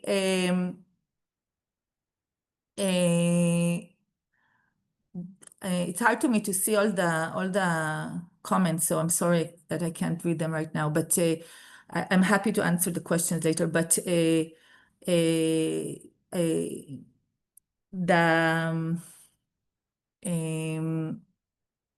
forgot what I want to say. Sorry, I forgot what I want to say. Okay, so maybe I'll get back to it. But one of the things, oh yeah, I wanted to say that one of my practices right now is to find, every time I see someone with unwholesome emotions or behaviors, I immediately look for them in myself to see that I actually am not better than them in the deepest level. I'm not a better person than them. I'm just maybe able to work with these emotions better. Another thing that I started to notice was the fact that you can annihilate people physically, but you can also annihilate people symbolically. You can also not notice, but you also can, want groups of people to stop to exist in sometimes when you want to solve a problem, you want the problem to stop, right? These people that are creating the problem to stop. But in a very deep sense, from a Buddhist perspective, there's no difference between physical annihilation and symbolic annihilation. And I just want to say that one of my analysis is that one of the things that are happening right now is that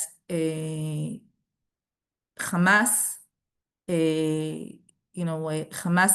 Hamas terror is there's all kinds of, there has been all kinds of terror that were against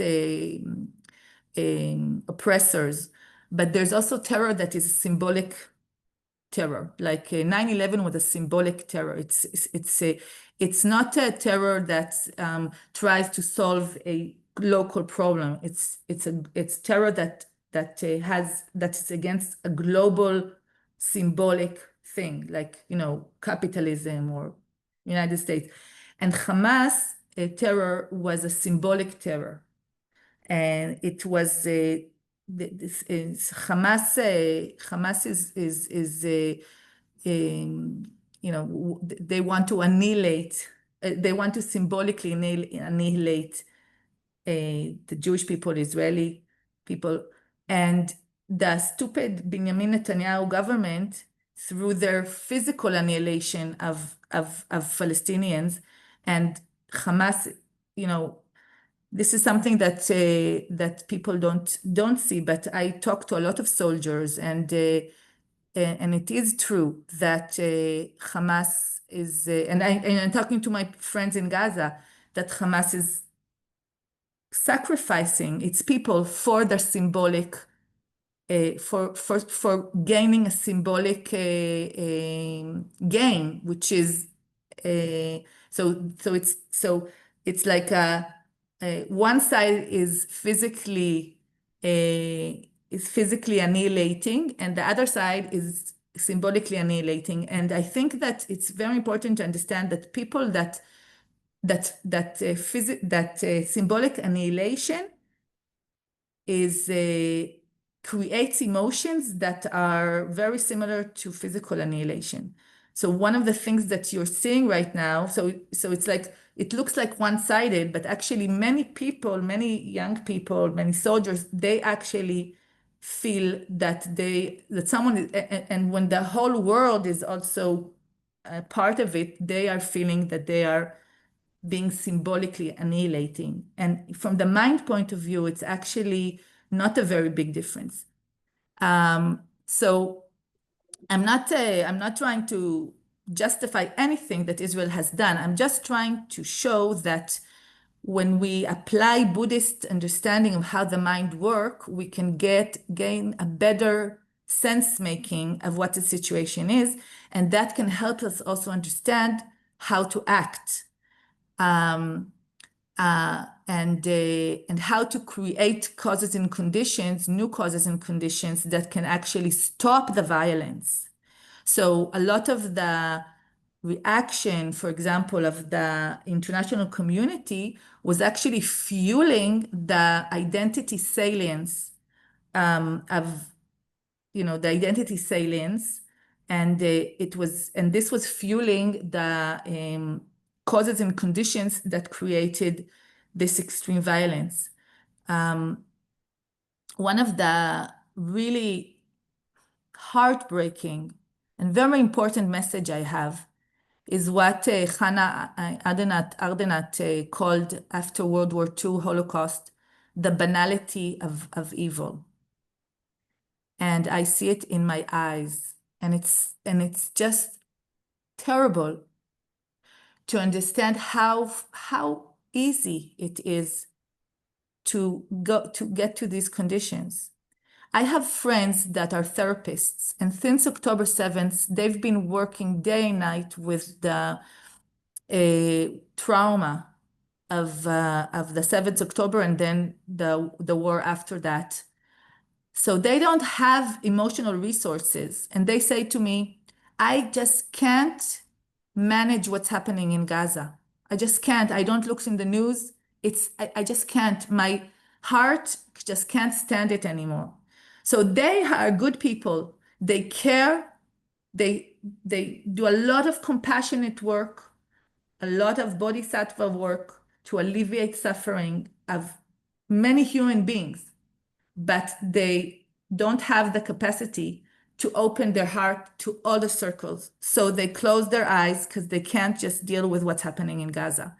And there is today scientific work and models, simulations that show how you can get to a genocide with only a small group that is extreme and has some kind of a genocidal ambitions, and a whole large group of passive bystanders.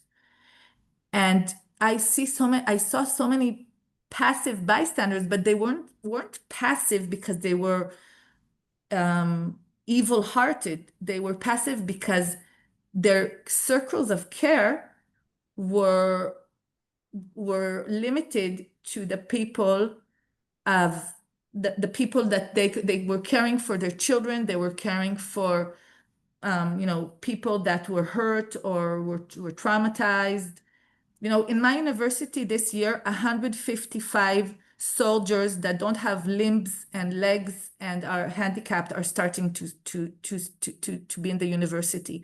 And we have to adapt other university to 155 soldiers. The same, like we see in Gaza. Unfortunately, in Gaza, they don't have the conditions like we have in Israel to take care of our invalids. But just to explain that this takes so much of your energy of so many people's. And then you see people that are becoming passive and passive bystanders. And then you have what we call emergence. Emergent property is when you have a situation where many individuals they interact, and an emergent property, which is the whole greater than its parts. It's like a traffic jam. A traffic jam is not, the jam is not in the parts. It's not in the cars. The cars don't have traffic jam in them, right? But they create a traffic jam. And it's very easy for human beings to create a genocide. And it's just, this is a huge lesson for us. I remember as a child, I was always, interested in what happened in the Holocaust. And for me, it was most interesting to understand how it happened. And now I have the answer. It's so easy. It's so easy. You need to have a few crazy people. And in this case, we have the terrible feedback loop of Hamas and the Israeli extreme government fueling each other. And you have huge groups of passive people that are passive because their care systems are too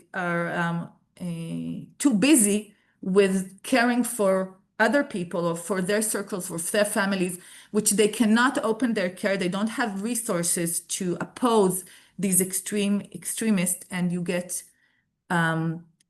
collective, extreme, vicious violence. And it's really heartbreaking to see that.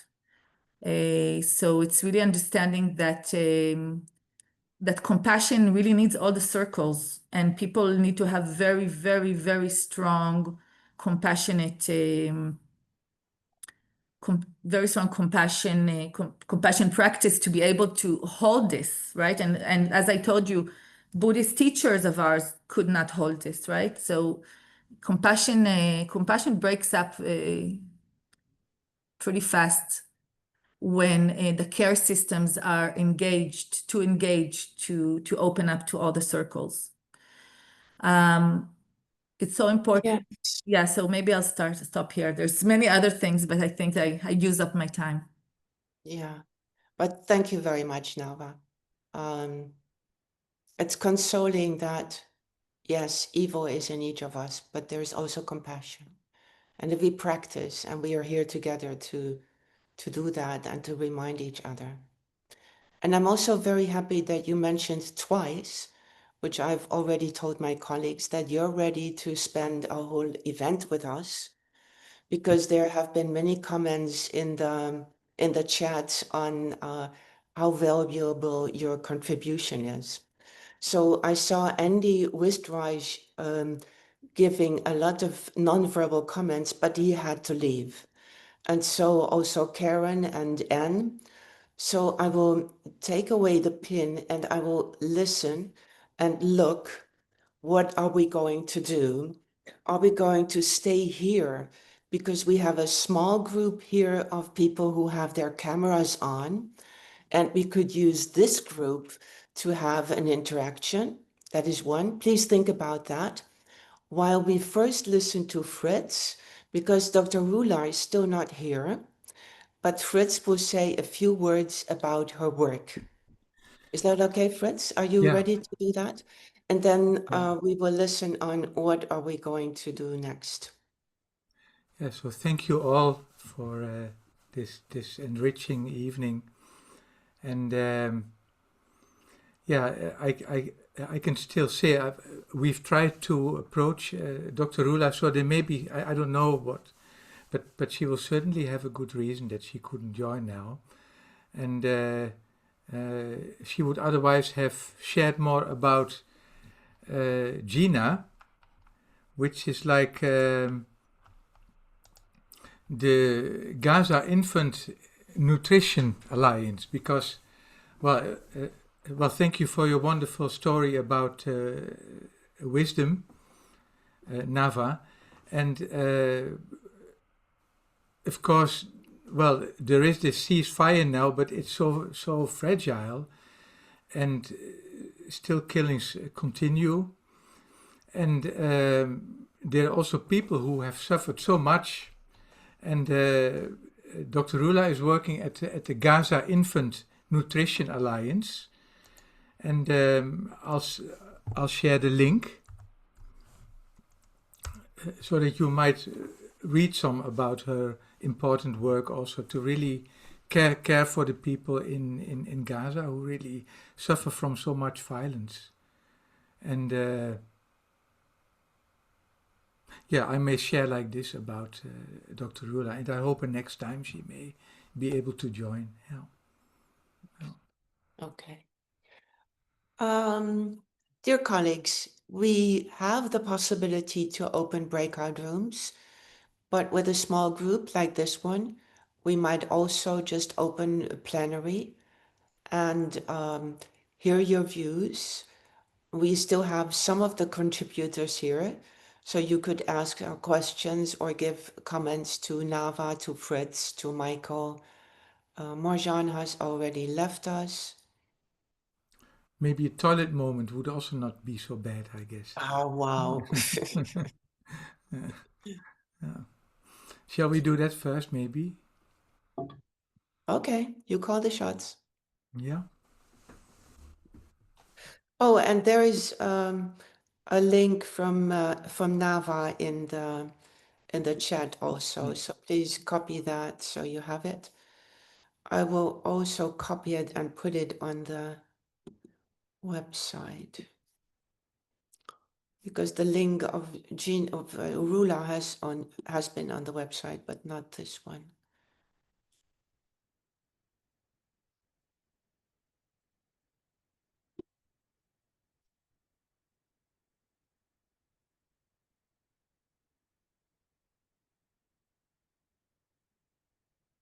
Okay, I think we will continue when we see Fritz move because he took down his video. And so probably he will be back when his video has returned instead of his photograph.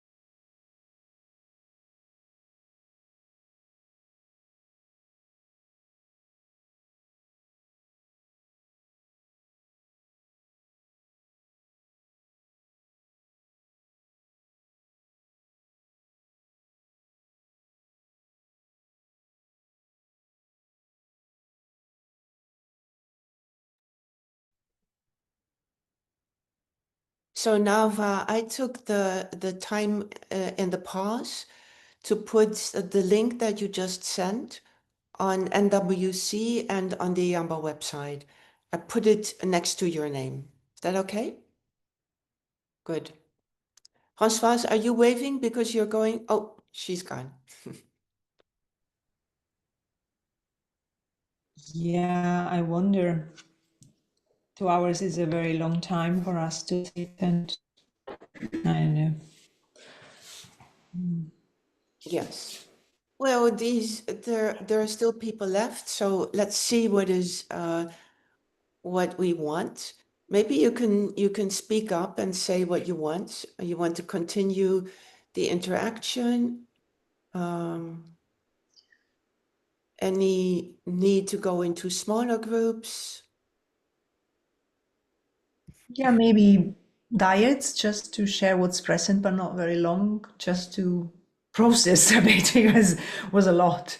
I think it's better, a closer group than, even if we are not many, but it's still a big platform that we go maybe in couples in diets and we share what's present simply as humans. I don't know, Ted, you're saying yes. Is that what you feel? Yeah, I'd like to suggest maybe not dyads. That can be a little difficult, but perhaps if we can go into groups of 3 or 4 for short discussions. And just noting I'll need to leave in about 10 minutes. Thank you. Yeah, thank you. There are rooms now. Oh, I can't go.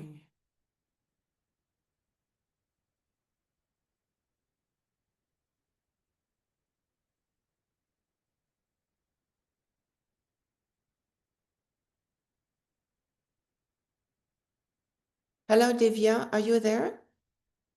I can only see your picture, but not your video. Are you present? Bettina, are you present? I see you, Olivier. You're present. I'm on my telephone, but it's very. I can see you. It's I'm okay. not And I sure can hear you well. So I'm sent to a breakout room now. I will stop the recording. I'm not used at all to. Well, I thought maybe, well, I really appreciated all the richness of tonight. And I'm sorry, Nava, that you couldn't come here from the beginning, but I'll still send you the thing that I've shared, like, so you can still read. And it's wonderful to reconnect anyhow. And maybe I would suggest to end with a poem that we sort of planned in beforehand. That it may be better than to use again many different words, like, but a poem by Thich Nhat Hanh, which may be very fitting here at this moment. But thank you all, and thank you, Yamba and the Mindfulness World Center, and all those who are, well, we are all involved with this topic, and it's really wonderful to be able to communicate about this, even though we are not always the same, having the same perspective, but that may be part of living, and well, it's wonderful to be able to share about this. So thank you all. And Nava, you don't look much older than 2 years ago, than 4 years ago or so, like. So nice, yeah. So will you read the poem, please? Because Nora is not here. Oh, I don't have to. I'll collect it then. Have a look.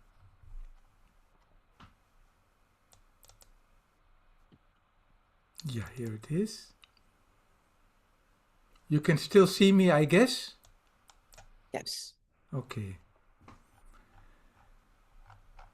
Yeah, there it goes. It's a long one, but a meaningful one. You may just take a moment to just sit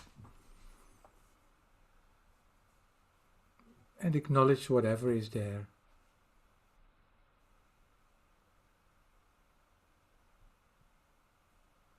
And to allow the poem to be there also.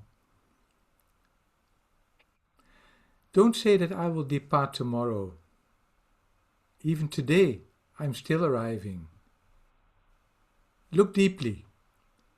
Every second I am arriving, to be a bud on a spring branch, to be a tiny bird with still fragile wings, learning to sing in my new nest, to be a caterpillar in the heart of a flower, to be a jewel hiding itself in a stone. I still arrive, in order to laugh and to cry, to fear and to hope. The rhythm of my heart is the birth and death of all that is alive. I am the mayfly, metamorphosing on the surface of the river, and I am the bird that swoops down to swallow the mayfly.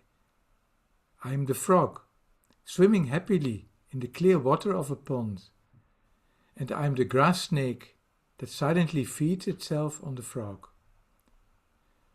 I'm the child in Uganda, all skin and bones, my legs as thin as bamboo sticks, and I'm the arms merchant selling deadly weapons to Uganda. I'm the 12-year-old girl, refugee on a small boat, who throws herself into the ocean after being raped by a sea pirate. And I'm the pirate, my heart not yet capable of seeing and loving. I'm a member of the Politburo, with plenty of power in my hands, and I'm the man who has to pay his debt of blood to my people dying slowly in a forced labor camp. My joy is like spring, so warm, it makes flowers bloom all over the earth. My pain is like a river of tears, so fast it fills the 4 oceans. Please call me by my true names, so I can hear all my cries and my laughter at once, so I can see that my joy and pain are one. Please call me by my true names, so I can wake up, and so the door of my heart can be left open, the door of compassion.